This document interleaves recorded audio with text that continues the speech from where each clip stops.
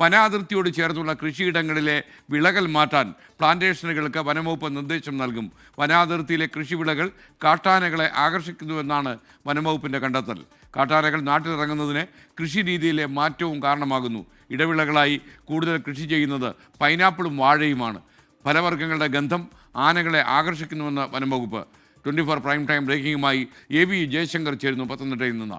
ജയശങ്കർ, പറയൂ, ഇത് എങ്ങനെ വന്ന റിപ്പോർട്ടാണ്? ആരാണ് ഇത്തരമൊരു പഠനം നടത്തിയത്? ആരുടെ നിർദ്ദേശമാണ്?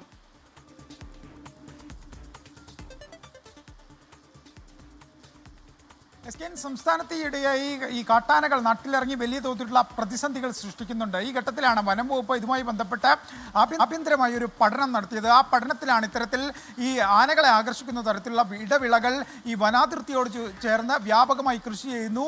ഇത് കാരണം ഈ ആനകൾ കാട്ടിൽ നിന്ന് നാട്ടിലേക്ക് ഭക്ഷണം തേടി ഇറങ്ങാനുള്ള കാരണം കൂടുന്നു എന്നാണ് വനം വകുപ്പ് നടത്തിയൊരു പഠനത്തിൽ കണ്ടെത്തിയിരിക്കുന്നത്. ഈ നാട്ടിൽ ഇത്തരത്തിലുള്ള കൃഷിരീതികൾ, പ്രത്യേകിച്ച് വാഴ, ഒപ്പം തന്നെ പൈനാപ്പിൾ കൃഷികളാണ് കൂടുതൽ വനാതിർത്തിയോട് ചേർന്ന് ഇടവിളകളായി കൃഷി ചെയ്യുന്നത്. ഇവയുടെ ഗന്ധം വലിയ തോതിൽ ഈ ആനകളെ ആകർഷിക്കുന്നു എന്നാണ് വനം വകുപ്പ് പറയുന്നത്. ഒപ്പം തന്നെ ഈ സർക്കാരിൻ്റെ ഉടമസ്ഥയിലുള്ള പ്ലാന്റേഷൻ കോർപ്പറേഷൻ ഉൾപ്പെടെ വനാതിർത്തിയോട് ചേർന്ന് ഇത്തരത്തിൽ പൈനാപ്പിൾ കൃഷി ഉൾപ്പെടെ നടത്തുന്നു.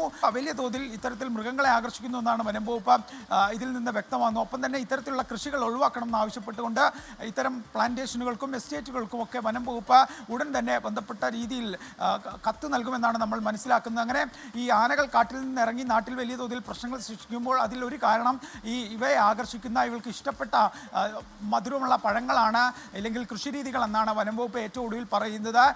ഇതിൻ്റെ ഒരു കാരണം മാത്രമാണ്. ഒപ്പം തന്നെ ഈ കാലാവസ്ഥാ വ്യതിയാനവും കാട്ടിൽ ആവശ്യത്തിന് ഭക്ഷണമില്ലായ്മയും ഒക്കെ ഇതിൻ്റെ മറ്റു ഘടകങ്ങളാണ്. പക്ഷേ അതിനപ്പുറത്തേക്ക് മനുഷ്യൻ തന്നെ ഈ വനാതിർത്തിയോട് ചേർന്നുള്ള അശാസ്ത്രീയമായ കൃഷി നടത്തുമ്പോൾ അത് വലിയ തോതിൽ ഇത്തരത്തിൽ ആനകളെ ആകർഷിക്കുന്നു എന്നാണ് വനംവകുപ്പിൻ്റെ കണ്ടെത്തൽ. Thank you. AV ജയശങ്കറാണ് വിവരങ്ങൾ നൽകിയത്.